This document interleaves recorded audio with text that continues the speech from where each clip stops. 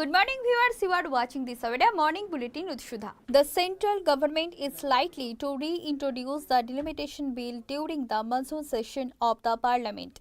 In April, the bill could not be passed in the Lok Sabha since the government required a two-thirds majority but had the support of only 298 MPs.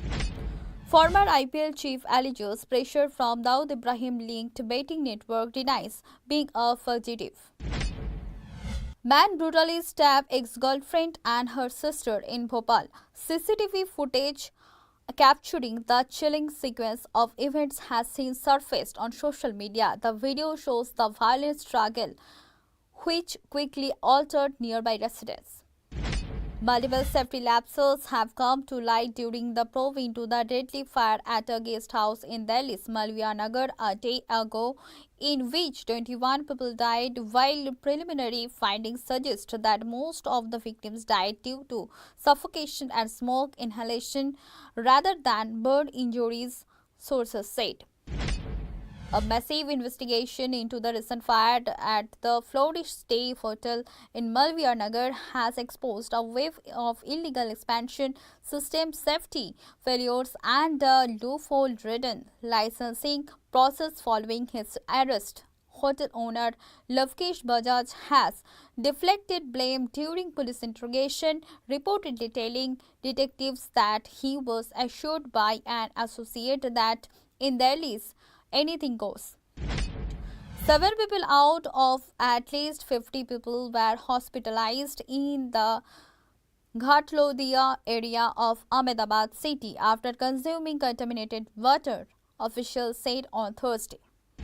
Prime Minister Narendra Modi and Venezuela's acting president Thursday held talks on forging a long-term energy partnership and collaboration in pharmaceuticals and critical minerals, even as the Indian side flagged the issue of repatriating a state-run firm's dividend from the South American country.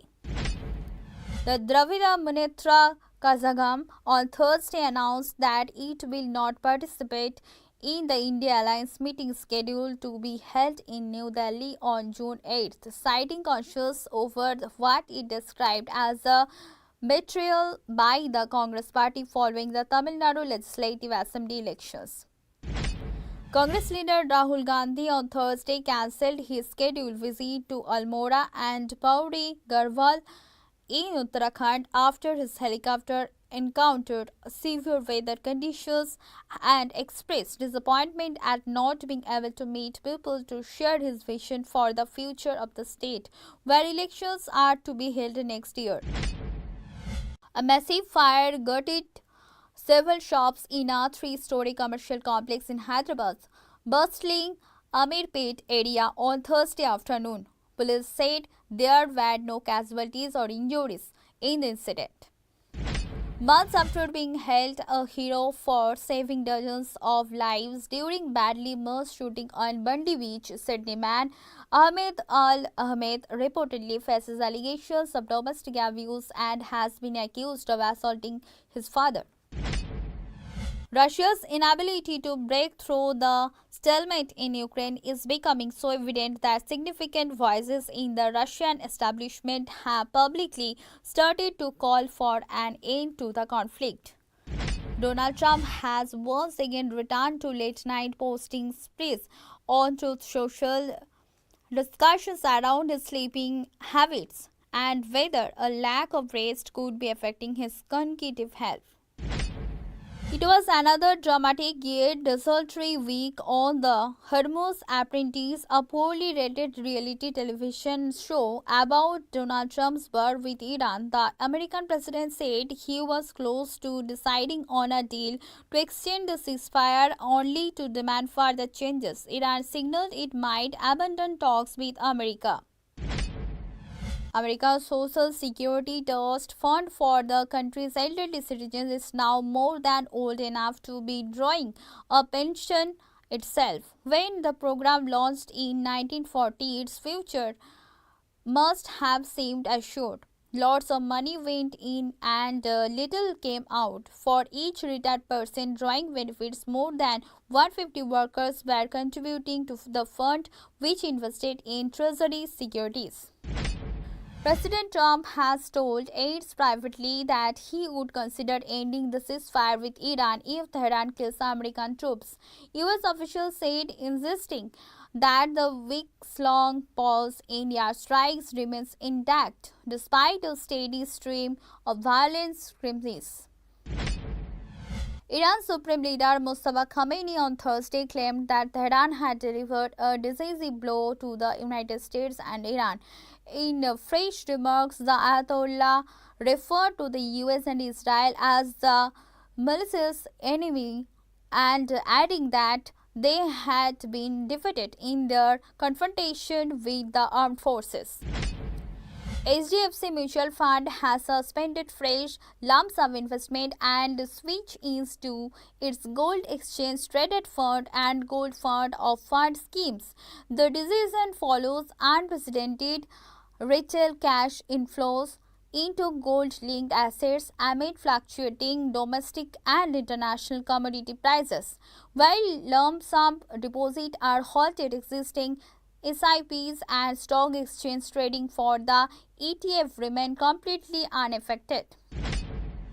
Foreign multinational companies are utilizing India's active initial public offering market to repatriate capital back to global headquarters rather than fund local growth. Through secondary OFS structure, global firms have pulled out nearly $5 billion since 2024. Argentina seek a glorious end to Lionel Messi era with consecutive FIFA World Cup titles. Manchester City threatened legal action over Real Madrid presidential candidates Odysseus Erling Haaland claim. Foxconn and Intel team up to build next-generation AI system. Energy, water use and pollution of AI and data centers rival most countries. It appears as if director Lokesh Kanagaraj sidelined his famed ACU after Leo. First, he announced his movie Kuliv with Rajinikanth, which released last year to mixed response. After its run, Lokesh was expected to kickstart the long-awaited Kaithi 2 with Karthi, but he announced AA23 instead with Allu Arjun. Backed by Matrimony and makers, the untitled project was greenlit with a teaser. Its tribal setting left fans excited and wanting for more. The revenge starring Ranveer Singh as Hamza Ali Mazari alias Jaskridat Singh Rangi is the highest grossing Bollywood film at the domestic box office. At flow up to the blockbuster Dhurandhar released in December last year. The revenge opened with paid previews ahead of Eid and quickly its collection peaked at the ticket window. Audiences turned up in huge numbers to witness the ending of the epic spy saga despite its rating due to blood, gore and abuse language and its close to 4-hour long runtime. The Aditya